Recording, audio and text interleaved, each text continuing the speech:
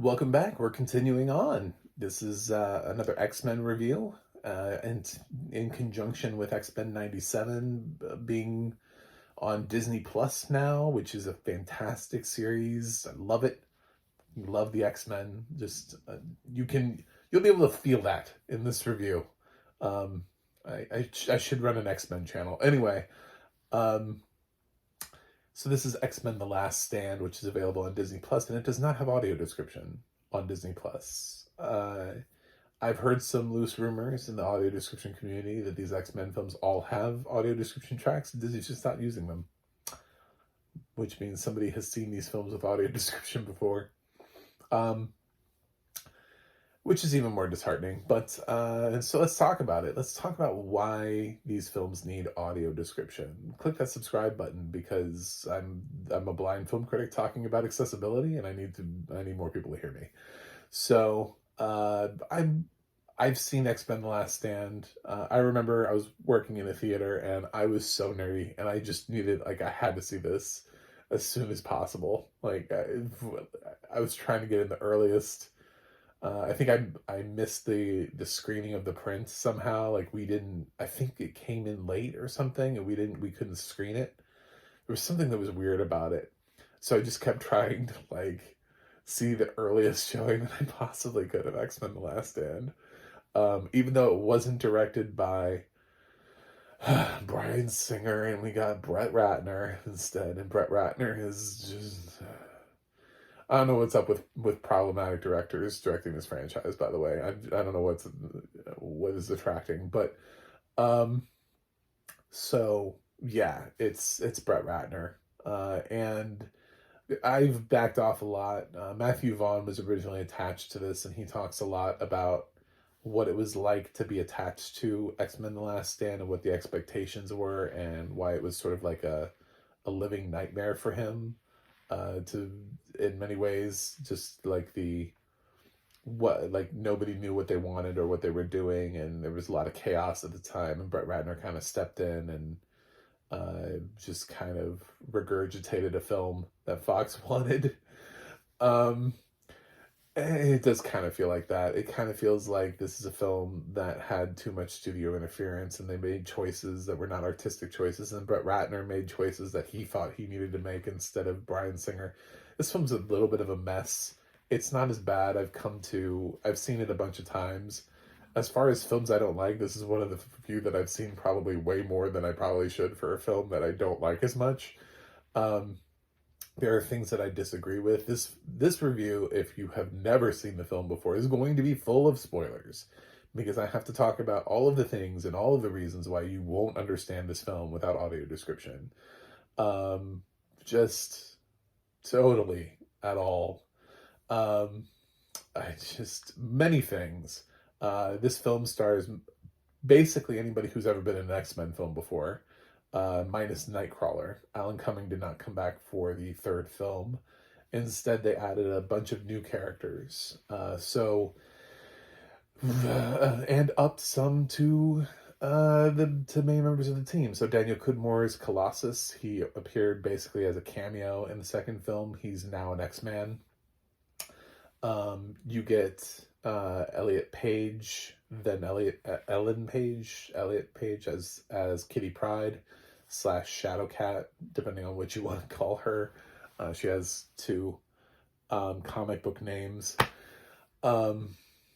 Yes, has since transitioned, but I'm sorry, Kitty Pryde Shadowcat is still a female X-Men character. So I have to talk about it that way. I'm not trying to disrespect Elliot Page. So I will just refer to Kitty as who she is in this and try not to continue to talk about the actor playing the role. Yes. Who else is in this? On the bad guy side, we get on the Juggernaut bitch. uh, which is played by Vinnie Jones, who comes in the film as Juggernaut, who they made a mutant for whatever reason because his backstory is, I guess, too confusing. Um, you've got Callisto, who is played by Dania Ramirez. who was excellent last season on Sweet Tooth, which is on Netflix, by the way, just a shout out. You've got Quill, who Ken Leung is currently on Avatar: The Last Airbender.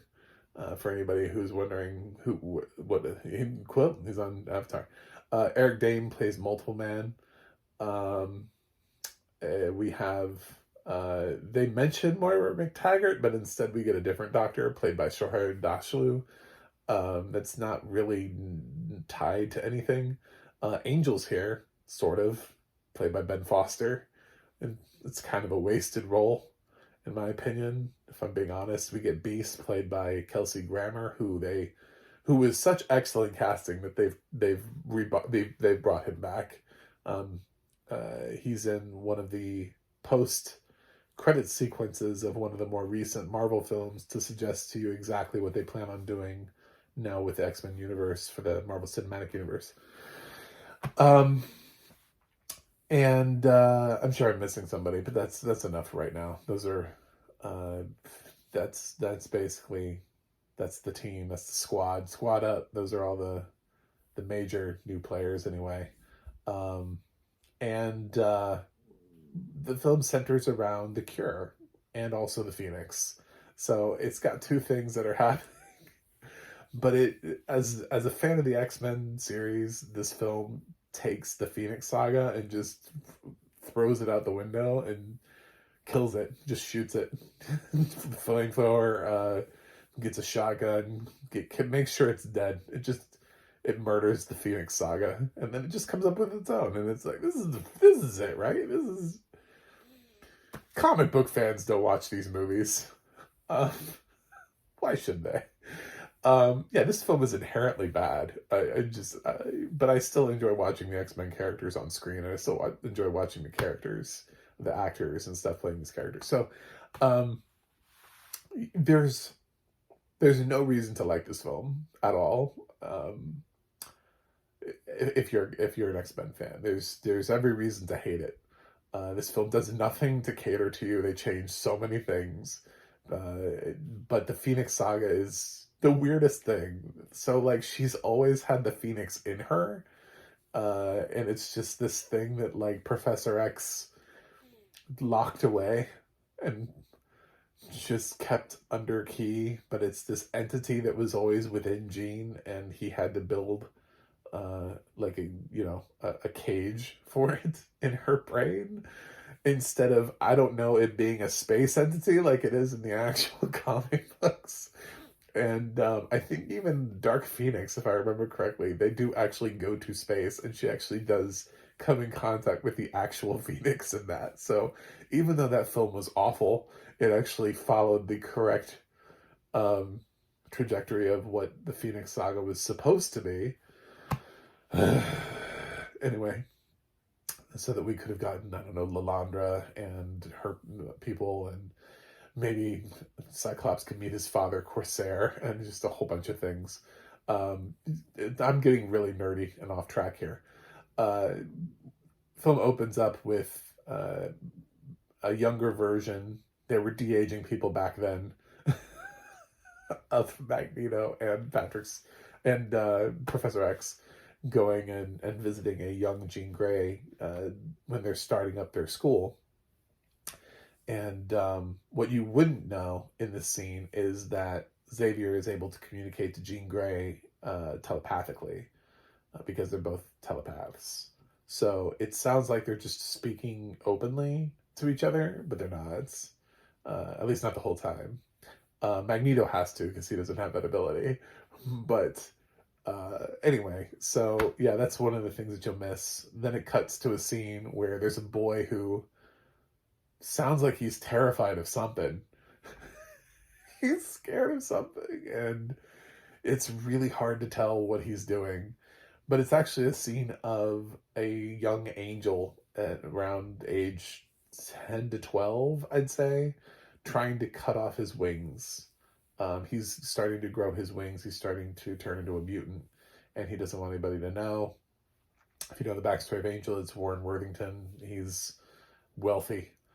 His parents are wealthy, and this triggers his dad, who ends up seeing him with these bloody wings that he's trying to cut off, um, and realizing his son's a mutant and trying to figure out how to cure him of mutantism because his son feels the shame of being a mutant. Angel never really becomes a part of the X-Men in this. He never really does anything. He just kind of exists to exist. He's introduced in this film for because he's Angel. I don't know, because he was the last original X-Men they hadn't put on screen yet. They're like, we feel like we should have Angel in this. I guess it helps so that his father can develop the cure. I don't know, but basically all you see from Ben Foster later on is he's in a chair and he really doesn't want to be there, and he kind of flies away. And then later on he gets to fly in and save his father. You know, he doesn't really contribute that much to this film. He's there. Poor Ben Foster. He's a great actor. He deserves so much more than this. Um, so you'll miss that. Beast is already blue and furry, but there is a mention of that, and the jokes that they call, but you would miss the whole character design to Beast. If you are coming from the comic books, you might be wondering, because Beast was not originally blue and furry, he actually got that through science experiments he was testing on himself in the comics. So here he's already blue. Well, he also apparently knows Charles and has been around forever, and he's actually in the government. He's the cabinet official for mutant affairs. So that's what he does for his job. But he also teams up with the X-Men and gets to fight here, which is cool. Kelsey Grammer was excellent casting here. I stand by that 1,000 times. He sounds like a great Beast, and the makeup work that they did for him was really good. It's actual makeup like they did for Mystique, and not just like a Rocket Raccoon thing, which they could have copped out on and just done. But you won't get that because there's no audio description. And they learn of the story of how there's a cure that's being used. Mystique broke in and captured it.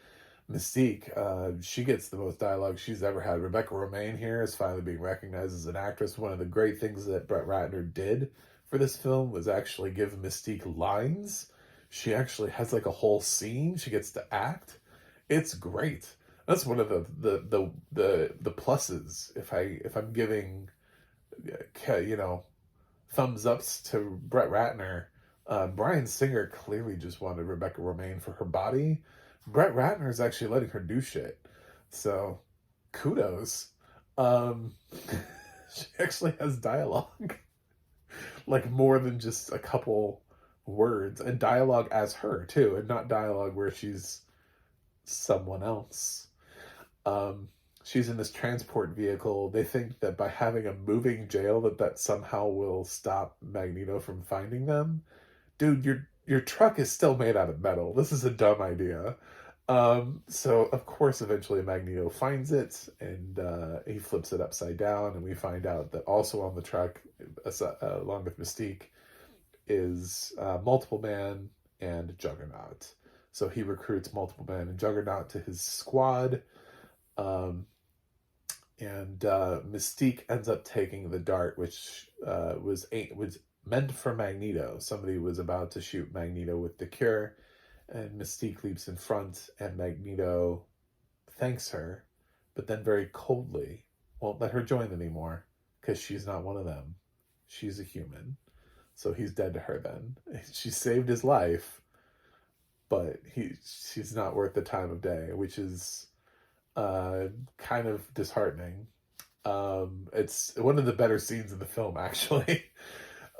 Just to be honest, but you miss that. You miss the whole, like, what's happening, because you don't see the guy who's quietly loading the gun to try to shoot the dart. And then you don't understand what's happened because there's no audio description here. He already has started to pick up more of a crew. He's got Pyro with him. And they went to another place where there was this mutant rally.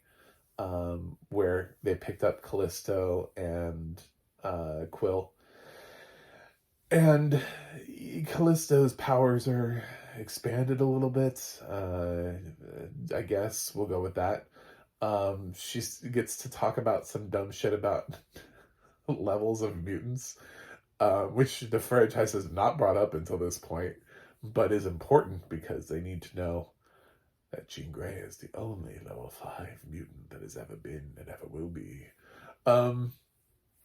So yeah, she says something about like, I know that there are this many mutants in the room, and none of them are above a level 3 except the two of you, which means Pyro is the same level as Magneto. He's, I guess they're both level 4s by her judgment, because we find out Jean Grey's later on. We find out she's a 5, class 5. And so if they're above 3, that they can't be 5s because Jean's the 5, so they both have to be 4s. So we're leveling everybody in this now. This is what this film does. Later on, Jean comes out of the water. I don't know how this just this also another way to put that, and kills Cyclops, which was such a controversial decision that fans hated because the only reason he was killed off was because he was in Superman Returns. But kudos to James Marsden for at least showing up and trying to deliver some sort of a performance here, and really kind of giving his character a solid send-off. He's very professional, and it's a great performance from him, even though it's a shit thing that never should have happened.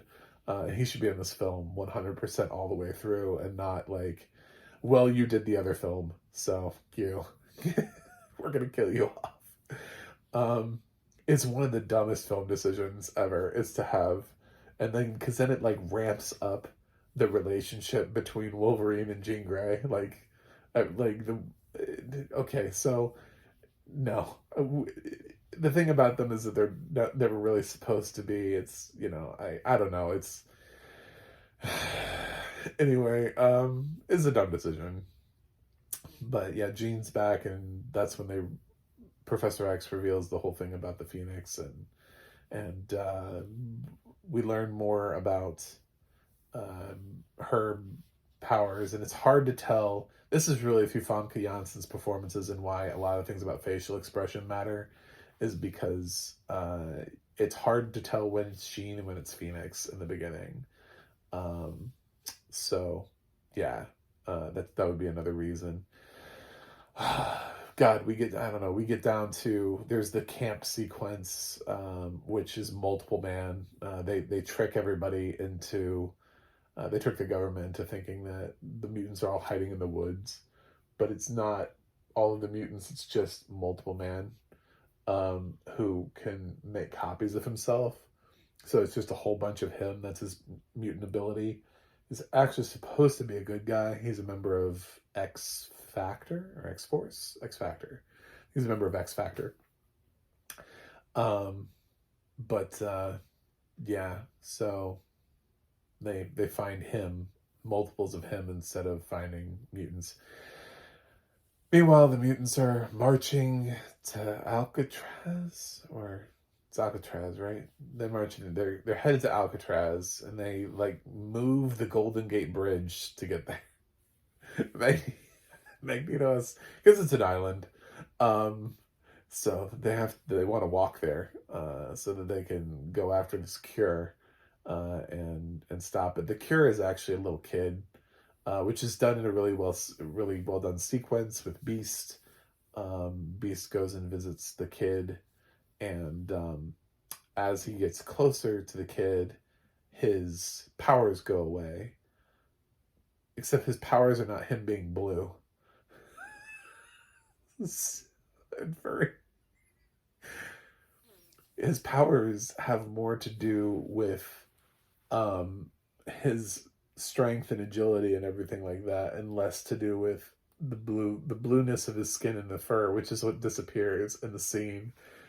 So it's really just sort of a misrepresentation of Beast's powers. But at this point, Brett Ratner, I don't think he cares. I think he just thought it was cool. I think he's like, oh yeah, we'll get rid of his powers. And then there's probably a nerd on the team who was like, those aren't his powers. That's not his ability is not to be blue and furry. That's Is that what his powers are? So, yeah. Anyway, a beast is actually a horrible representation in many ways because of that. It's a solid visual. I get it, but at the same time, his he doesn't have that kind of powers. But later on, we get to play around with it with Juggernaut, and when Kitty goes in to try to help save the day, you know. So there's a really excellent sequence with that plays around a lot with this kid's powers and Kitty and Juggernaut, where he says the classic line. Yes, it's a classic line. "I'm the Juggernaut, bitch." It's a great line. It is subjectively probably the best thing in the film. Um, it's just Vinnie Jones saying it. I don't know. He's supposed to be Cain Marko. He's not supposed to be a mutant. This whole thing shouldn't affect him. He's got powers from a gem in the comic series, but I get it. It's hard to explain that. So they just put him in here. He's also later in Deadpool, but it's not Vinnie Jones, which is weird because now we're using Wolverine, Logan. Anyway, I'm getting way off track here. Um, so there's just a lot of things in here that there's Storm who gets moody, and she's called in a thunderstorm that is so dark that Professor Xavier ends class, but you wouldn't have any idea what was troubling him in that moment, because he's sitting there and he's in class, he's talking to his students, and then he just kind of like slowly fades away, and he's like, "Class dismissed." And you're like, "What's wrong? What's going on?" And then he goes outside and he's like, the weather called for a sunny day today. Something like that. I don't know. To her, and it's because she's, you know, got her. She's in her feels, and she's accidentally called in a storm. And a storm has called in a storm, so they have a conversation. Um, yeah, there are things. The big finale between Wolverine and Jean Grey is hard to you know understand, and it's actually shot really well, as to why it had to be Wolverine to do it. What Jean is doing while she's like destroying the world, um, and Wolverine, while using his healing factor, is able to get up to her and get close enough to her to try to have a moment and to kill Jean Grey. So that's what happens in that scene. If you've watched this and you're like, "What the hell was that?" He's walking really slowly, and it shows sort of like his skin, like deteriorating, and like trying to like heal. Like he's trying to heal and stay. So he's fighting it. There's just a lot in here. I haven't even mentioned. God, I didn't do anything with like Iceman or Rogue or really Colossus. Yeah, with just unwatchable. The Great is unwatchable. It's if I was grading this film, having had seen this numerous times, I feel like I can just throw out a grade. I feel like this film has increased on me over the years. Originally, I would have probably said no. No, sir, no, thank you.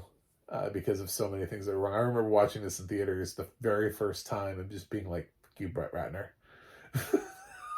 I don't know what you just did, but I think you just killed the X-Men. Um, and of course, later on, we would get tried even more with X-Men Origins Wolverine. Like, "Oh, you thought we were done getting bad. Oh, nay, we get worse."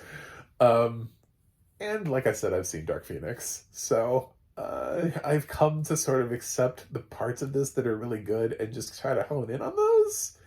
There are parts in this that I really like. There's a really cool fight between Iceman and Pyro. Again, it's impossible to understand without audio description. I even forgot it was there, to be totally honest, because it's just them blasting and trying to fight each other, fire and ice, and like who's winning. But yeah. Oh, they use the danger room in this, and what they're fighting are Sentinels, and we haven't seen the Sentinels yet. Later on, we'll see Sentinels in another film. And yeah, but I've actually moved this up quite a bit. It does still frustrate me, but I love X-Men, and I love the fact there are certain characters in here, characters that I don't get to see in any other film, characters that were used and utilized. They're little brief cameos too, like little shots of someone using their power, and you're able to go, oh, yeah, I get what that is. I know who that character is. And that kind of thing happens too, where they throw somebody in there for like 2 seconds with a power. But I've named kind of everybody who has any sort of like lines slash whatever. Um, yeah, I'm actually, I think I'm gonna keep this probably up to a B minus. It's got X points on it for being an X-Men film. I have seen it, I don't know, 7 or 8 times, I guess. That would be my guess. I can't, I just, it's odd that this film grows on me over the course of time. I can acknowledge it has problems. I don't think I'll ever move it above a B minus, but they have made worse X-Men films. So when I'm scaling this franchise, I have to recognize the fact that there's also later on X-Men Origins Wolverine and Dark Phoenix and Apocalypse, actually. I would say Apocalypse is about the same level as this. So anyway, we'll get through them. Thanks for watching. Thanks for subscribing. As I know this is a long review, but I had a lot of thoughts on this film. And I'll see you guys on the other side.